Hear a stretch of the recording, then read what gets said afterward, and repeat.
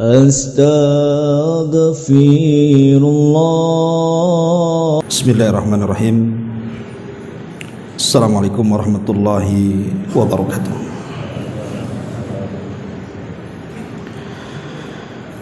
Alhamdulillah wassalatu wassalamu ala Rasulillah wa ala alihi wa sahbihi wa mawalah wa la hawla wa la quwata illa billahi wa ba'du. Alhamdulillah, di malam hari ini kembali kita bisa duduk untuk bertalabul ilmi, dan kita masih meneruskan bab tentang babur ruqyah atau babur ruqa wat tamaim, bab yang bicara tentang ruqyah dan juga jimat-jimat. Kemarin kita sudah membaca satu dalil dari muallif rahimahullahu taala, hadis dari Abi Bashir Al-Ansari radhiyallahu an. Kemudian beliau menyebutkan dalil kedua, an Ibni Mas'udin sami'tu Rasulullah sallallahu alaihi wasallam yaqul innar ruqa wat tamaima wat tiwalata syirkun, rawahu Ahmad wa Abu Dawud. Dari sahabat Ibnu Mas'ud, aku mendengar Nabi sallallahu alaihi wasallam bersabda, sesungguhnya ruqyah, tamimah dan tiwalah adalah kesyirikan.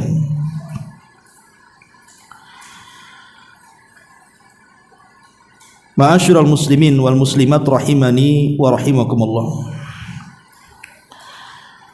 Sedikit bicara soal ruqyah.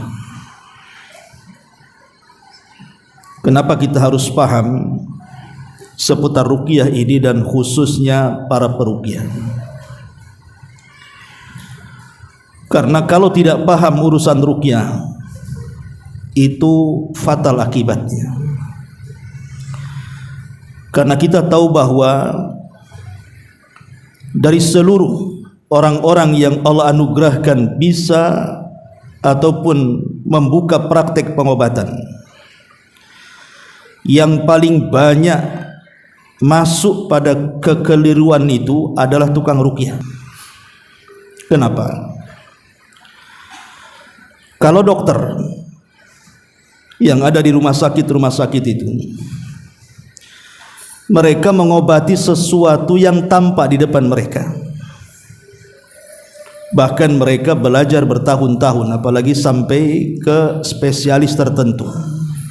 Itu sampai belasan tahun tuh mereka mengambil pengetahuan soal kesehatan. Artinya mereka bisa mendeteksi, apalagi dengan kecanggihan alat hari ini. Si fulan kena kolesterol, si fulan kena diabetes, si fulan kena kanker, kena ini, kena itu. Mereka tahu, karena penyakit yang dihadapinya nampak. Tapi kalau para peruqyah ini, penyakit yang tidak dihadapinya itu tidak tampak. Macam mana dia caranya tahu bahwa orang ini terkena penyakit seperti dokter mendeteksi tahu ini kena asam urat, ini kena kolesterol, darah tinggi? Peruqyah tidak tahu, karena dia menghadapi perkara gaib masalahnya. Makanya kalau para peruqyah itu tidak tahu ilmunya, maka dia akan jatuh kepada pengobatan yang sangat fatal, bahkan bisa saja berubah dari peruqyah menjadi dukun.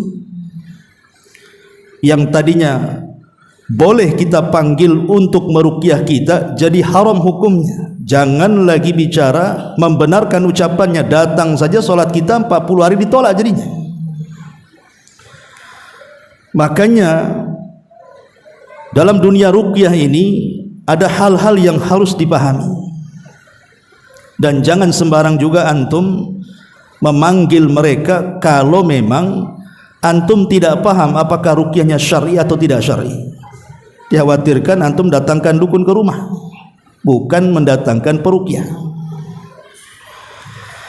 Ma'asyiral muslimin wal muslimat rahimani wa rahimakumullah. Baik, sebelum saya bercerita panjang lebar soal kekeliruan apa beda peruqyah dengan dukun, apa saja adab-adab seorang peruqyah dan yang diruqyah, sekedar mengulas kembali tentang ruqyah.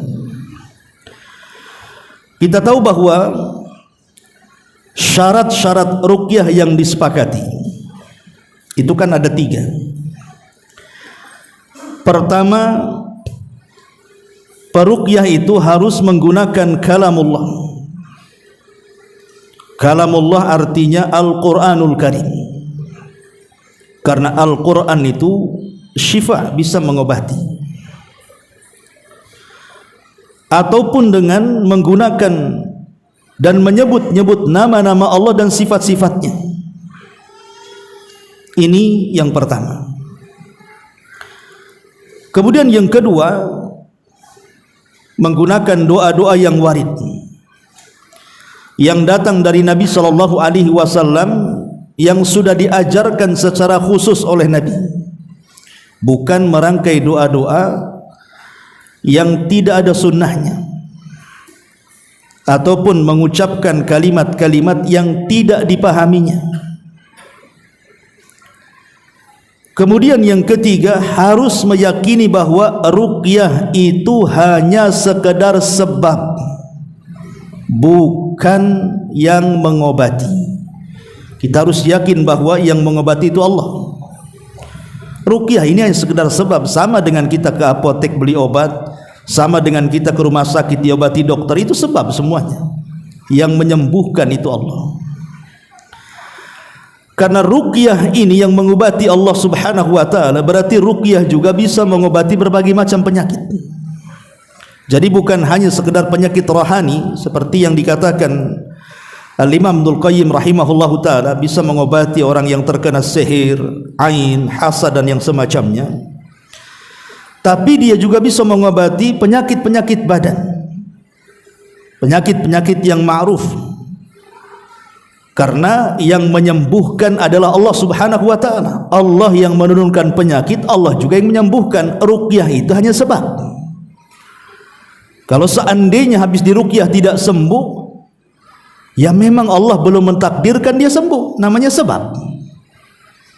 Dan ruqyah ini tidak sekali dua kali, kadang-kadang berkali-kali, sampai betul-betul nampak dampaknya ataupun hilang penyakitnya. Ini 3 perkara yang harus dipahami. Ma'asyiral muslimin yang dimuliakan Allah azza wa jalla. Adapun tata cara ruqyah sendiri itu ada 3 macam, dan semua bisa melakukannya. Tidak harus mendatangkan tukang ruqyah, antum aja bisa melakukannya. Dan ingat, sebaik-baik ruqyah adalah ruqyah mandiri. Sebaik-baik ruqyah adalah ruqyah mandiri. Jadi kalau seandainya Allah takdirkan kita sakit, kemudian kita meruqyah diri sendiri, itu lebih afdal dibandingkan mendatangkan peruqyah.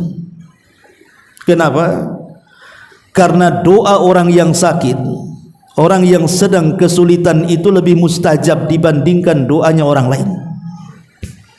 Maka usahakan meruqyah sendiri dengan cara ya tadi, membaca Al-Quran, kemudian niatkan itu sebagai obat bagi badan kita. Kalau Allah sembuhkan, alhamdulillah. Bukan mungkin Allah punya rencana lain yang jauh lebih. Ma huwa syifa. Quran itu semua obat. Kalau seandainya kemudian menggunakan ayat atau surat tertentu yang ada fadilahnya, lebih afdal. Seperti namanya surah Al-Fatihah, jelas fadilahnya. Kemudian surah Muawwidhataini, Qul a'udzu birabbin nas, Qul a'udzu birabbil falaq, jelas, bahkan Rasul pun selalu meruqyah dengan 2 surat itu.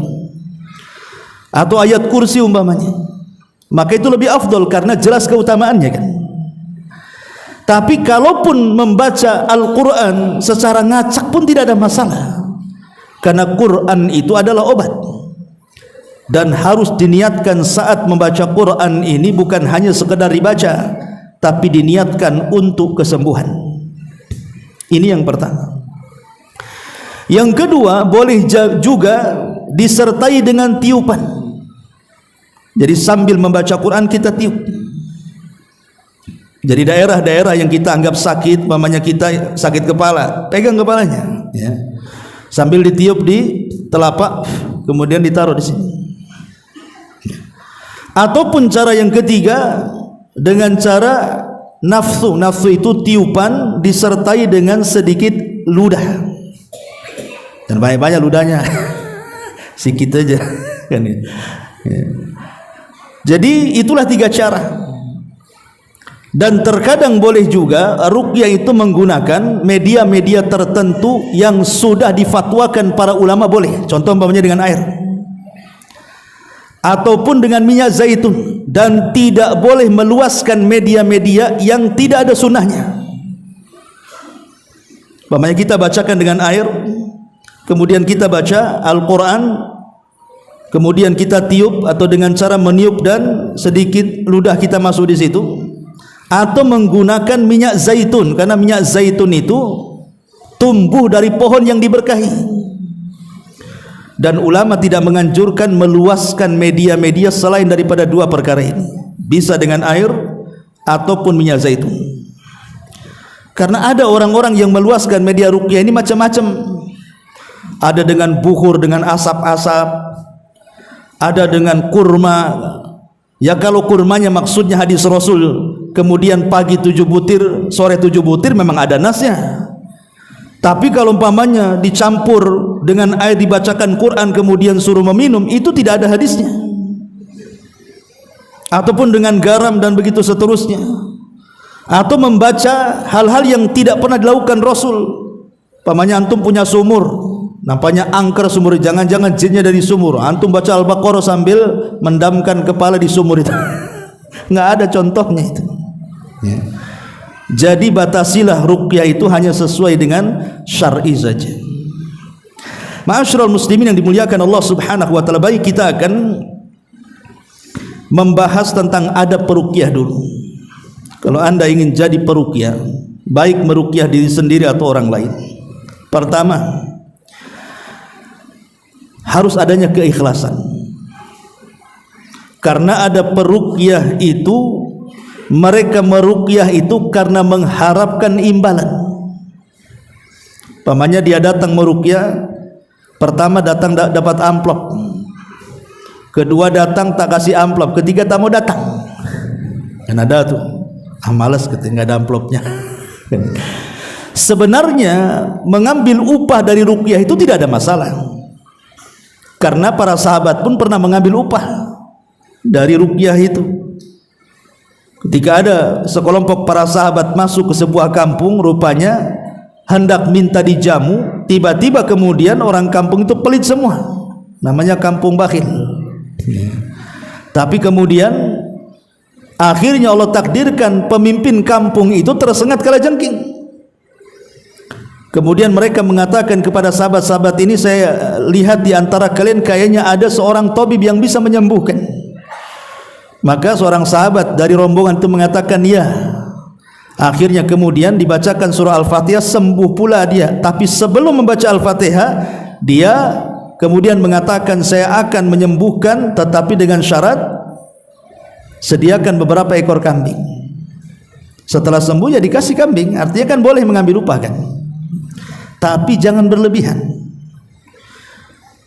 Dan tujuan kita kalau bisa bukan untuk itu, memang kita ingin menolong saudara kita supaya dia sembuh. Disitulah letak pahalanya.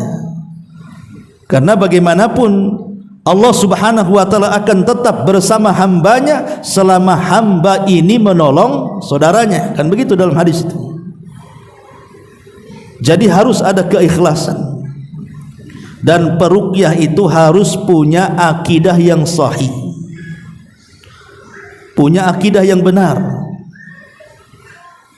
Jangan sampai kemudian peruqyah ini rusak akidahnya, terjerumus kepada kesyirikan kepada Allah Azza wa Jal, maka tidak akan banyak mempengaruhi saat meruqyah kalau akidahnya rusak. Yang kedua, harus betul-betul mengikuti sunnah Nabi SAW. Peruqyah itu dalam kesehariannya harus mengikuti sunnah Rasul, baik secara akidah, baik secara ibadah ataupun muamalah. karena ini sangat mempengaruhi saat dia meruqyah. Berarti di sini kalau dia seorang ahli bidah, maka tidak akan banyak mempengaruhi dalam ruqyahnya. Kemudian juga seorang peruqyah ini harus berani, punya keberanian. Kenapa demikian? Karena terkadang orang yang diruqyah ini kalau memang betul-betul dia kerasukan, dia bisa melawan kita, bisa saja mukul kita. Mungkin yang diruqyah badannya besar segede gajah, antum pula peruqyah kecil kan gitu, ditumbuh habis lah. Harus punya keberanian dia, ya, harus berani tukang ruqyah itu, ya. Kemudian juga harus ada kesabaran, sabar. Kadang diruqyah sekali belum sembuh, diruqyah 2 kali sembuh, belum sembuh, diruqyah 1 minggu juga belum sembuh, terus saja. Dia harus sabar, karena kalau tidak sabar, justru dia pula yang harus diruqyah, peruqyah yang harus diruqyah jadi karena dia tidak sabar. Namanya ngobati orang itu sabar. Lihat dokter itu disuruh apa? Kalau habis diobati itu disuruh datang tuh, disuruh cek seminggu sekali, seminggu. Kita aja yang suudon sama dokter, itu dokter cari uang aja. Memang dokter maunya kita sembuh, ya. Lah peruqyah juga begitu. Kemudian juga harus punya tawakal kuat. Peruqyah ini harus punya tawakal kuat kepada Allah Subhanahu wa ta'ala. Sandarkan semua urusan itu kepada Allah. Jangan takabur, karena dia sudah mungkin beberapa kali meruqyah, kemudian sana sembuh sini sembuh, dan kebanyakan yang ia ruqyah sembuh umpamanya. Jangan sampai takabur. Semua itu harus tetap disandarkan kepada Allah Subhanahu wa ta'ala, tawakal yang kuat. Kemudian juga peruqyah itu harus punya akhlak yang baik. Begini ikhwan, ini saya saksikan baik di YouTube atau ada sebagian ikhwan yang cerita. Terkadang peruqyah ini ketika meruqyah itu tidak ada tawadhu'nya, yang ada marah-marah saja sama yang diruqyah itu. Seperti umpamanya contohnya, dia mengancam kepada jin yang ada dalam tubuh orang yang diruqyah ini, keluar kamu, kalau tidak saya bakar, sambil berteriak, kalau tidak saya bunuh. Kemudian kalau seandainya kemudian ada pengaruh gitu, maka dia meyakini bahwa si jin itu sudah terbakar kesakitan. Ma'asyiral muslimin yang dimuliakan Allah Azza wa Jalla, antum ini sedang kelahi atau sedang mengobati? Tidak ada satupun sahabat Nabi SAW ketika meruqyah mengancam membakar jin. Tidak ada. Sebutkan hadisnya, mana riwayatnya? Apalagi sampai mengancam mau membunuh. Kau kalau tidak keluar saya bunuh, kau kalau tidak keluar saya bakar. Ikhwan, kadang-kadang kemudian marah dia. Tidak ada satu lafaz pun yang keluar dari lisan Nabi SAW seperti itu. Rasul hanya mengatakan ukhruj ya aduwallah, keluar wahai musuh Allah, hanya sebatas itu. Dan itu bukan akhlak seorang muslim, karena tidak ada satupun riwayat sahabat membunuh jin, membakar jin saat melakukan pengobatan. Ingat, ruqyah ini ibadah, harus mencontoh, bukan teriak-teriak mau bakar mau bunuh, itu tidak ada itu. Cukup minta kepada jin itu keluar, wahai musuh Allah keluar, itu saja. Yang kedua, kita meyakini dengan keyakinan yang diada-adakan. Umpamanya ada reaksi nih, kamu sudah terbakar. Dari mana kita tahu dia terbakar? Apakah kemudian terbakarnya jin sama ketika antum melempar bensin kemudian membakar orang? Enggak begitu ikhwan. Tahu memang dia terbakar, apinya kayak apa? Memang ada keluar asap dari kepalanya. Oh, nampak nih kebakar, ada asapnya dari kepala tuh. Itu lagi ngerokok itu. Ikhwatu fiddin yang dimuliakan Allah Azza wa Jalla, enggak boleh seperti itu. Peruqyah itu harus tawadhu orang, rendah diri, sabar. Tidak boleh ngancam-ngancam seperti itu, karena ini perkara gaib. Ditambah-tambah ini yang paling fatal nih. Kadang-kadang si peruqyah ini langsung memponis kamu kena jin, kamu kesurupan nih. Akhirnya apa? Ketika si peruqyah ini sudah pergi, kalau yang diruqyah ini suaminya atau mungkin istrinya, jadi bertengkar lah ini suami istri itu kan, betul kau kena sihir kan, atau mungkin istri jangan-jangan kau yang nyihir saya, karena terkena sihir informasi dari peruqyah kan, jadi masalah rumah tangganya. Kita tidak tahu alamat orang itu kena sihir atau tidak, ikhwan. Tidak boleh seorang peruqyah itu memponis kayaknya kamu kena jin ini, biar saya ruqyah. Nah, tidak ada yang tahu dia kena alamat kena sihir atau tidak. Peruqyah ini cukup datang, ya mudah-mudahan saya ruqyah ya, kalau memang sembuh alhamdulillah, kalau tidak ya bersabar saja. Tidak perlu nakut-nakuti seperti itu. Karena kita tidak pernah melihat jin, makanya saya katakan yang paling fatal, yang paling banyak kesalahan dalam pengobatan itu peruqyah tuh. Sok tahu akhirnya kan, ketika kemudian dia memponis bahwa engkau terkena sihir, ada jin di di badanmu, nanti nih yang diruqyah ini akhirnya was-was setan datang membayang-bayangkan siapa kira-kira yang menyihir saya ini, siapa kira-kira yang menyihir, jangan tetangga sebelah, akhirnya tetangga kena. Ya. Jangan sampai memponis seperti itu, karena itu tidak ada tanda-tandanya. Makanya harus punya ada akhlak. Seorang peruqyah itu tawadhu, ya. Harus betul-betul memang niatnya ingin supaya orang itu sembuh. Jangan nakut-nakuti, itu namanya nakut-nakuti itu.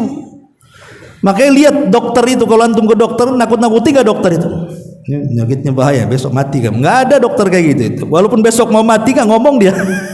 Ngomongnya sama orang, tapi sama orang yang sakit gak akan dibicarakan, karena itu kode etik mereka.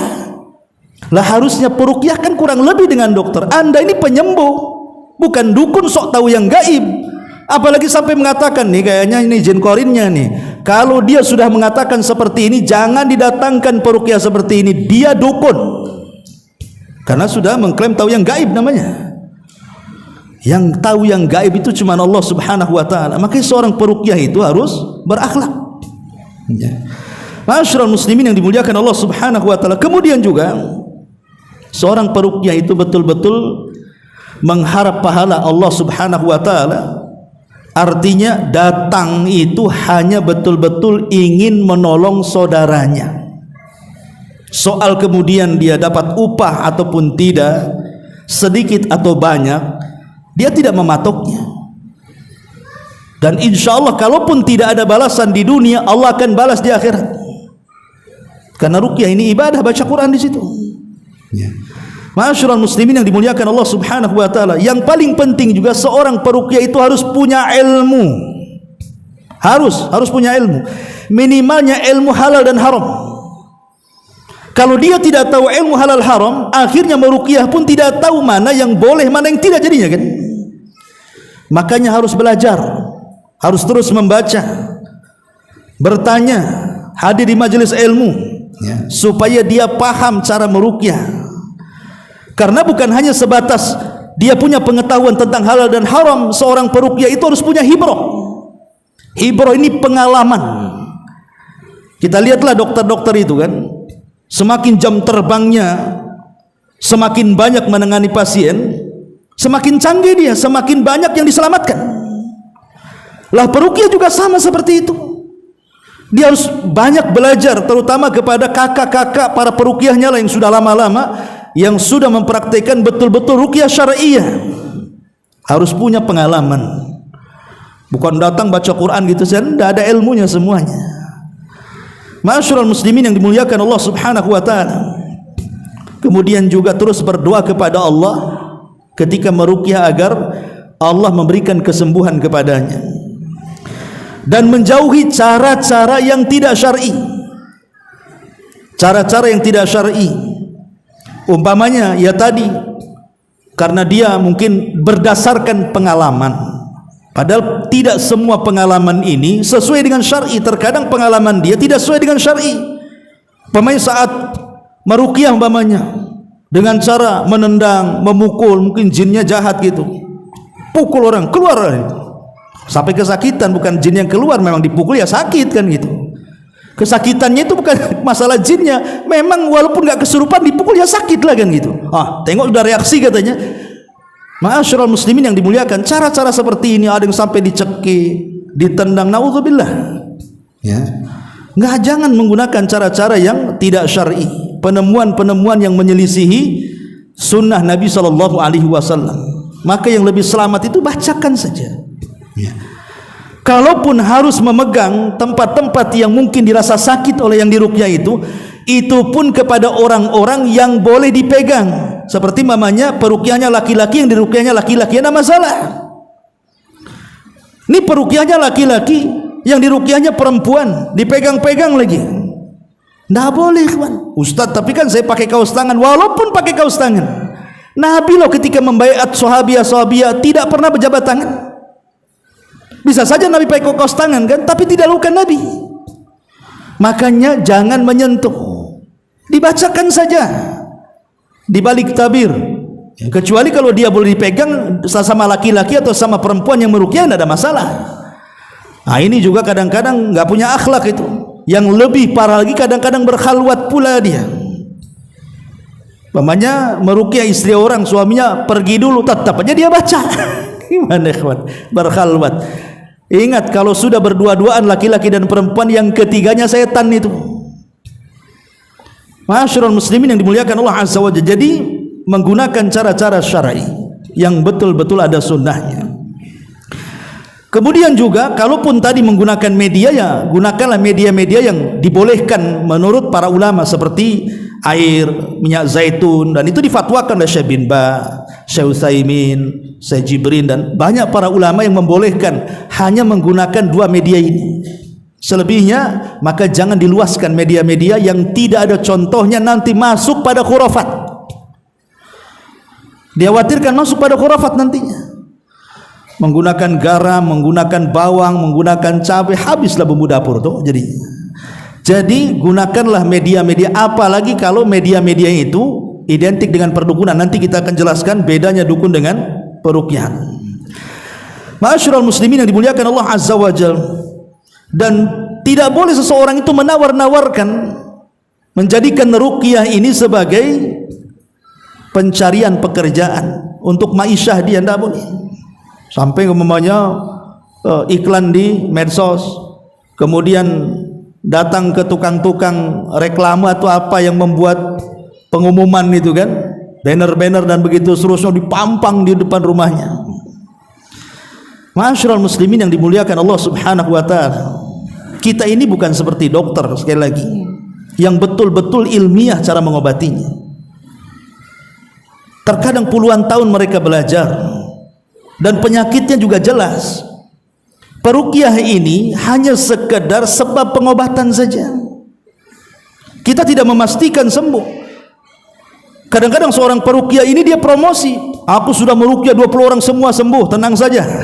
Gimana ikhwan? Dari mana antum tahu sembuh dia? Ma'asyiral muslimin yang dimuliakan Allah Subhanahu wa taala, maka seorang peruqyah itu niatnya lillahi ta'ala, karena Allah Subhanahu wa ta'ala, bukan karena pamer ataupun ria. Tidak akan berpengaruh ruqyahnya. Kalaupun berpengaruh, jangan-jangan istidraj saja jadinya. Sembuh sesaat, nanti sakit lagi itu yang diruqyah. Kemudian juga ikhwan, bersihkan tempat-tempat ruqyah itu. Kalau hendak meruqyah, bersihkan. Pamannya kita dipanggil untuk meruqyah di rumah siapa kan gitu. Nah, kalau memang ada hal-hal yang menjadi sarang setan di situ, tolong dibuang, tah gambar-gambar yang bernyawa. Di situ ada patung, di situ ada anjing, dan disuruh orang yang akan diruqyah itu betul-betul dalam kondisi sopan, menggunakan pakaian syar'i, ya. Jangan sampai kemudian pakaian dia asal-asalan, karena akan menjadi fitnah, apalagi dia lawan jenis kita kan gitu. Perempuan yang diruqyah pakaiannya pula, setelannya memfitnah kita, nggak fokus lah yang diruqyah. Meruqyah ini jadinya bisa saja dia terfitnah kan itu. Kemudian juga sekali lagi, hindarkan menggunakan kalimat-kalimat yang tidak dicontohkan. Ya, cukup apa yang datang dari Nabi sallallahu alaihi wasallam, ukhruj ya aduwallah, dan jangan memperbanyak dialog, apalagi sampai membenarkan jin yang ada di badan orang. Enggak usah memperbanyak dialog, baca saja Quran. Ma'asyiral muslimin yang dimuliakan Allah Azza wa Jalla. Baik, kita akan masuk apa sih perbedaannya peruqyah dengan dukun itu. Ya. Kita masuk kepada dunia dukun dulu. Pertama, kalau ada peruqyah kemudian minta di tempat-tempat yang digelapkan, tolong lampunya matikanlah katanya. Ini bukan peruqyah. Antum mau ngapain di gelap-gelap pula? Itu dukun tuh. Ya. Kemudian juga yang kedua, menggunakan jimat-jimat. Umpamanya di situ ada jimat-jimat menggunakan nomor-nomor tertentu, rajah-rajah tertentu, huruf-huruf tertentu dari huruf-huruf hijaiyah yang kemudian dibolak-balik, yang kadang-kadang tidak paham maknanya, atau ayat-ayat Al-Quran yang samar-samar dan begitu seterusnya. Maka ini bukan peruqyah, ini dukun, dia dajjal, ya. Ataupun menggunakan mantra-mantra yang tidak dikenal, menggunakan mantra-mantra yang tidak dikenal, bukan dari Quran, bukan dari doa, bukan dari zikir, entah apa yang dibaca. Kemudian juga suka menakut-nakuti. Wah, ini kamu kena sihir, kena santet ini. Ini santetnya kuat kali ini kayaknya. Ini yang dukunnya orang ini kayaknya nih. Nggak boleh menakut-nakuti. Kalau sudah menakut-nakuti, itu bukan peruqyah, itu dukun. Kemudian juga terkadang menggunakan asap-asapan. Syaitan itu suka dengan asap, maka jangan menggunakan asap. Kemudian juga menggunakan transaksi. Terkadang transaksi ini karena untuk mengadakan syarat-syarat tertentu, entah untuk membeli ayam disembeli, membeli barang-barang tertentu dari jimat-jimat dan begitu seterusnya. Ini bukan peruqyah. Peruqyah itu tidak ada beli ini beli itu, dia hanya baca Quran saja, ya. Ma'asyiral muslimin yang dimuliakan Allah Azza wa Jalla. Kemudian juga suka berbohong. Peruqyah itu tidak suka berbohong. Jangan berbohong. Kalau dukun ya biasa, karena dukun itu biasa memastikan sedikit-sedikit bisa, pasti sembuh. Nah, itu kalimat-kalimat seperti ini bahaya. Pak dukun, sembuh, sembuh. Ini penyakit enteng, ini sembuh gampang ini. Ini kalimat-kalimat seperti ini tidak keluar dari seorang peruqyah. Kemudian terkadang nuduh-menuduh bahwa si fulan menyihir dia. Ini ada nih orang-orang yang suka menuduh, ini kamu terkena sihir, kayaknya yang menyihir ini sekitar sini lah, nggak jauh-jauh dari sini. Ini kan menyebar fitnah, ikhwan, ya. Kemudian juga sok mengerti perkara-perkara gaib.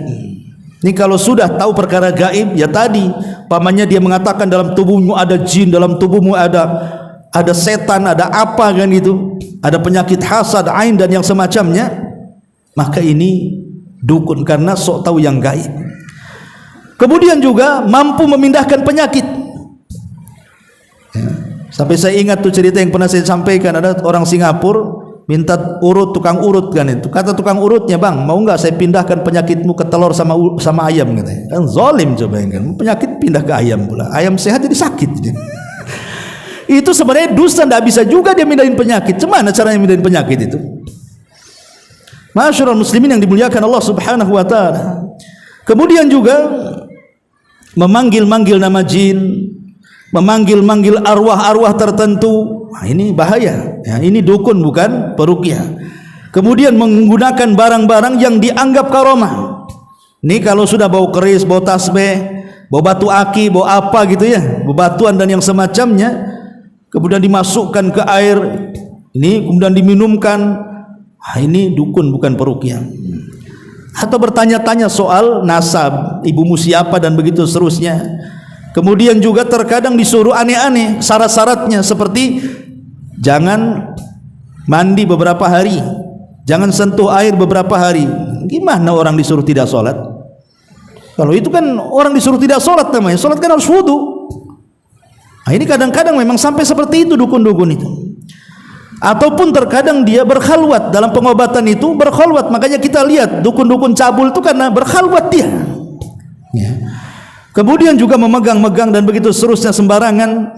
Terkadang meminta bekas-bekas yang diobati, entah rambutnya, entah kukunya, entah apanya. Untuk apa coba? Ya. Ini semua adalah perbuatan dukun. Ataupun menggunakan tenaga dalam, mampu menangkap jin dan begitu seterusnya, dimasukkan ke botol. Kayak dulu kan ada acara di TV itu kan, cara apa itu? Kauka atau apa tuh? Yang nangkap-nangkap jin ke botol tuh. Antum aja bisa, karena itu kan acting. Gimana caranya antum nangkap jin? Sementara Allah yang mengatakan innahum yarakum huwa wa qabiluhu min haitsu la tarawnahum. Dia jin dan kabilahnya melihat kita sementara kita tidak melihat mereka, kata Allah. Gimana caranya kita melihat mereka? Mereka yang lihat kita, tapi karena Allah Maha Adil di dunia, ya, mereka melihat kita, kita tidak melihat mereka. Di akhirat Allah balik, kita melihat mereka, mereka tak melihat kita. Karena semua ada keadilan bagi Allah Subhanahu wa taala. Ya. Ma'asyiral muslimin yang dimuliakan Allah Azza wa Jalla, ataupun menyiksa orang yang diobati, suruh ngerendam, suruh ini, suruh itu. Kan banyak pasien yang datang ke dukun mati karena disiksa, kadang-kadang dibunuh kan sama dukunnya, karena ya mungkin tujuannya hanya dunia saja. Intinya meminta syarat yang aneh-aneh lah kadang-kadang. Kadang-kadang syarat itu yang tidak bisa dikabulkan, hanya bisa dikabulkan oleh dukunnya sendiri. Intinya adalah supaya nambah ongkosnya gitu sebenarnya. Kamu kan tidak bisa nyari, biar saya cari, tapi ada ongkosnya. Itu maksudnya, itu untuk nambah uang dompetnya. Ya, jadi dia buat syarat aneh-aneh dan begitu seterusnya karena mereka bekerja sama dengan jin. Ya. Dan kadang-kadang ada yang meruqyah dengan jarak jauh. Ya. Pamannya yang sakit di Amerika, peruqyahnya di sini. Ikhwatul fiddin, itu dukun tuh. Ya. Kemudian juga sama sekali tidak berakhlak, kadang pakaiannya compang-camping enggak jelas. Bahkan yang lebih parah, pakaiannya sopan tetapi kemudian seolah-olah dia pakaian ustaz tapi dia dukun. Nah, ini lebih parah lagi. Kalau pakai kalung tengkorak saja masih tahu dia dukun kan itu. Loh kalau pakai tas, pakai jubah, pakai serban, pakai ini kan enggak, orang awam enggak bisa membedakan tuh. Ya. Mana peruqyah, mana dukun. Kadang-kadang baca juga dia Quran Fatihah kan gitu. Walaupun terkadang sisanya entah apa yang dibaca dia. Tapi yang jelas kalau ciri-ciri ini nampak, dia bukan peruqyah tapi dukun dajjal. Jangan datang bertanya apalagi sampai membenarkan, karena bukan solat kita 40 tidak diterima 40 hari, bisa saja kita keluar dari Islam tanpa sadar, naudzubillah. Adapun para peruqyah ini tidak ada ciri-ciri itu. Peruqyah itu hanya sekedar baca, datang baca. Apa yang dibaca? Al-Quran. Apa yang dibaca? Doa-doa yang warid dari Nabi SAW. Apa yang dibaca? Ya nama-nama Allah, sifat-sifatnya. Tidak lebih dari 3 perkara. Baca Quran, baca doa yang warid, baca nama-nama Allah ataupun sifat-sifatnya. Sini, tidak ada lagi syarat yang lain. Ini kalau peruqyah aneh-aneh syaratnya, kau ini bukan peruqyah, kau dukun. Ma'asyiral muslimin yang dimuliakan Allah Subhanahu wa taala. Makanya harus dipahami ya, perkara-perkara ruqyah ini jangan sampai kemudian masuk pada perkara-perkara khurafat. Ma'asyiral muslimin yang dimuliakan Allah Subhanahu wa taala. Lalu apa yang diharuskan orang yang akan diruqyah ini? Pamannya kita. Dan sekali lagi bahwa sebaiknya kalau kita peruqyah, kalau ada orang yang datang ke kita, jangan langsung kita ruqyah. Antum kalau sebagai peruqyah, ada orang datang minta ruqyah ke kita, jangan langsung diruqyah, tapi sarankan dulu dia ruqyah diri sendiri. Kemudian kita ajarkan, pamannya datanglah ibu-ibu ke antum, tolonglah ustadz ya, atau akhi ruqyah saya ya. Antum bilang sama dia, bu ya, atau akhi atau ukhti, bagusnya anti ruqyah sendirilah, saya ajarkan saja caranya. Karena bagaimanapun saya katakan tadi, meruqyah diri sendiri lebih afdal dibandingkan kita yang meruqyah dia. Karena kita tahu hadis Nabi SAW yang mengatakan 70.000 orang yang masuk surga tanpa hisab dan azab, itu salah satunya orang yang tidak minta ruqyah. Jangan kita memberikan wasilah kepada orang-orang yang minta ruqyah, akhirnya kita layani. Kasihan jadinya dia kan, keluar dari 70.000 kan. Karena biasanya yang seperti ini kalau laki-laki jarang, biasanya emak-emak yang banyak kayak gini. Yang minta diruqyah itu rata-rata ibu-ibu tuh. Ya, nanti keganggu sedikit, oh jangan kena jin nih. Tolonglah ustaz saya ruqyah, sedikit-sedikit sakit saya ruqyah, sedikit-sedikit. Ikhwatu fiddin yang dimuliakan Allah Azza wa Jalla. Orang seperti ini terkadang terjatuh kepada apa? Terjatuh kepada syirik nantinya. Karena kalau seandainya yang meruqyah itu betul-betul sembuh, dia akan menyandarkan kesembuhan kepada sang peruqyah itu. Ataupun terkadang Dari bacaan peruqyah itu, kalau ustaz anu yang ruqyah itu pasti sembuh tuh. Ini kalau ustaz yang anu ini lama sembuhnya tuh. Subhanallah, ada orang yang gitu, kawan. Ya. Penyembuh itu Allah, nggak ada kaitan dengan ustaz ataupun dengan bacaan ustaz, itu tidak ada. Bahkan kalau seandainya orang meruqyah diri sendiri jauh lebih baik. Kenapa? Karena kondisi dia sedang kesulitan, dan Allah mengatakan amma yujibul muttarra idza da'ah fayakshifu su' ila akhiril ayat. Siapa lagi orang yang akan mendengar doa orang-orang yang ada kesulitan kecuali Allah Subhanahu wa taala? Ayat ini mengatakan bahwa di antara sebab mustajab doa adalah ketika orang sedang ditimpa musibah. Sekarang yang ditimpa musibah orang yang meruqyah atau yang diruqyah? Yang diruqyah kan yang terkena musibah dia. Berarti doa dia lebih mujarab dibandingkan yang meruqyah. Makanya para peruqyah ini saya nasihatkan, kalau ada datang jangan diruqyah dulu. Kalau bisa ruqyah diri sendiri dulu. Kalau dia sudah berusaha mengamalkan tapi juga tidak sembuh, dan memang tidak ada obat kecuali dengan cara diruqyah, ya bolehlah kita bantu ruqyah. Karena terkadang ada obat-obat yang di luar ruqyah bisa disembuhkan. Pamannya datang ke dokter. Sebenarnya kalau datang ke dokter dikasih obat selesai itu. Ya. Tapi kadang-kadang peruqyah ini menakut-nakuti. Ini nampaknya ciri-cirinya kena jin nih kamu ini. Lah kok bisa ngomong begitu? Dari mana Anda tahu kena jin? Saya dulu tuh punya kawan cerita, kawan dia, bukan dia, kawannya cerita, itu kerja di Brunei Darussalam. Ya, dia hafid Quran, kerja di Brunei, dia cerita. Dia, aduh si kawan itu saya punya kawan Ustaz, kenapa? Dia memang hafal Quran, sekarang jadi imam di Brunei Darussalam katanya. Saya bilang gajinya berapa? Itu gajinya besar katanya jadi imam, tapi bukan dari imamnya. Ngobati orang katanya. Kenapa? Itu setiap orang datang pasti dibilang kena jin. Mau sakit kepala, mau demam, mau apa pasti kena jin katanya.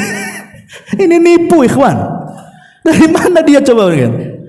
Ma'asyiral muslimin yang dimuliakan Allah Azza wa Jalla. Jadi intinya harus dipahami satu bagi orang yang akan diruqyah itu.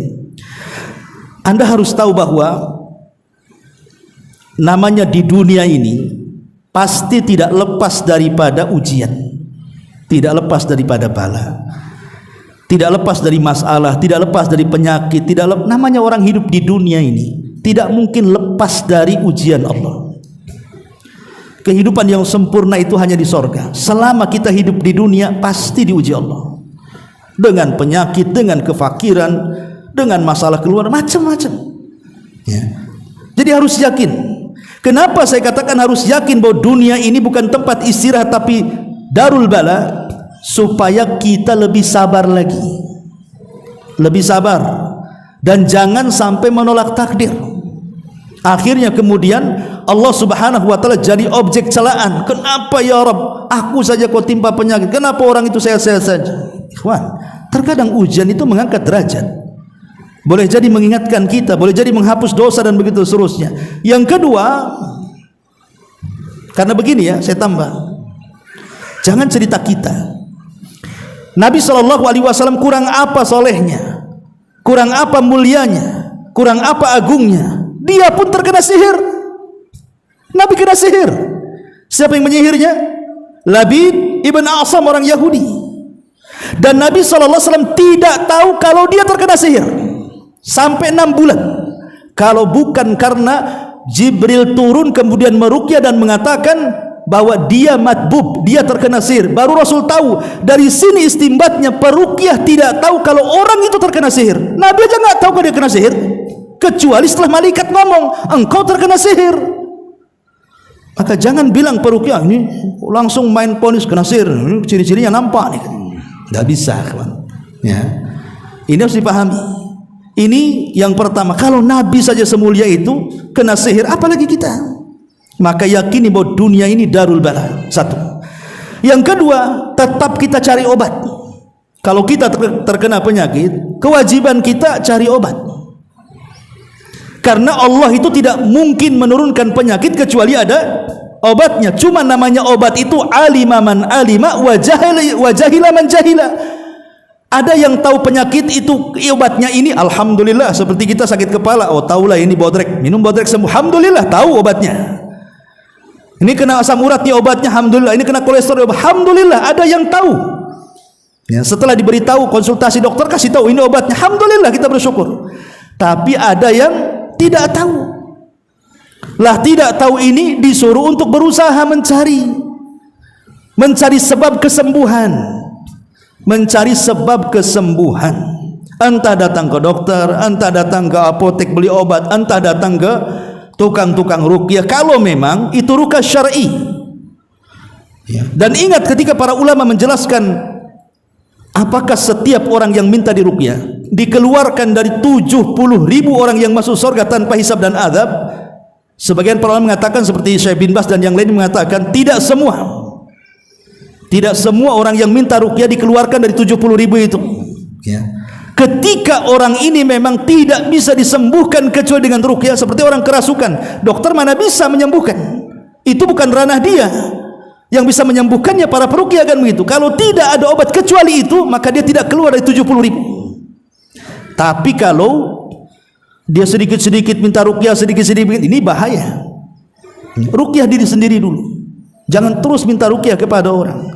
Kan banyak zikir-zikir yang diajarkan pagi, petang, sebelum tidur, setelah tidur, dan begitu seterusnya, yang bisa menjadi obat dan pelindung kita dari gangguan setan dan sihir dan yang semacamnya. Ma'asyiral muslimin yang dimuliakan Allah Azza wa Jalla. Kemudian juga yang diruqyah harus paham bahwa ruqyah itu sebab. Saya ulang-ulang, ruqyah ini sebab, bukan penyembuh. Bukan penyembuh. Dan seorang peruqyah juga jangan memposisikan dia dokter. Karena dokter itu beda ilmunya. Kalau dokter ini insya Allah nih, kalau ini sembuh ini, ya memang terbukti kan begitu. Dengan mengkonsumsi obat ini, dengan dioperasi, kebanyakan sembuh. Artinya kan lebih banyak sembuhnya dibandingkan tidaknya. Karena namanya ilmu tampak, lebih mudah ngobatinya. Tapi kalau peruqyah jangan memastikan nanti kamu sembuh. Dari mana antum tahu? Ya, antum bukan dokter. Ikhwatu fillah muliakan Allah Azza wa Jalla. Intinya penyembuh hanya Allah Subhanahu